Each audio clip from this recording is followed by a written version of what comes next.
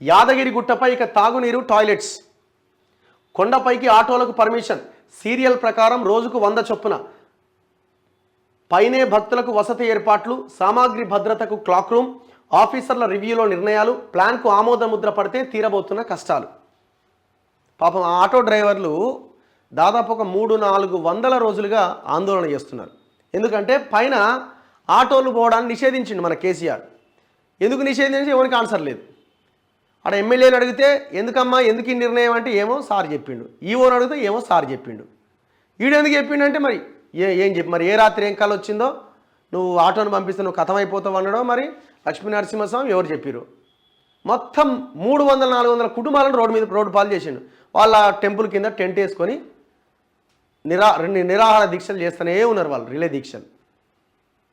So ఇప్పుడు government మారింది. ఆటోను పంపించడం వల్ల నష్టం ఏముంది? ఫ్రీ బస్సు పెడితే ఫ్రీ బస్సులో ఎక్కే వాళ్ళు ఫ్రీ బస్సు ఎక్కుతారు. వాళ్ళు కూడా ఏమంటున్నారు ఆటో వాళ్ళు పాపం, ఫ్రీ బస్సు పెడితే పెట్టుకో, మా ఆటో ఎక్కటోళ్ళు మా ఆటో ఎక్కుతారు, బస్సు ఎక్కటోళ్ళు బస్సు ఎక్కుతారు.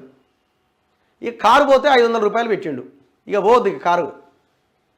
ఒక కారు బయటికి పార్కింగ్ పోవాలంటే 500 రూపాయలు పెట్టాలి. మరి అక్కడ పార్కింగ్ లేదంటే అన్నీ ఉన్నాయి, అంతా బాగానే ఉన్నది. ఇట్లా నరకం చూపించండి ఒక రకంగా. ఇప్పుడు కొంత రివ్యూ చేసినట్టు ఆఫీసర్స్ రివ్యూలో కొన్ని కీలకమైన నిర్ణయాలు తీసుకున్నారు.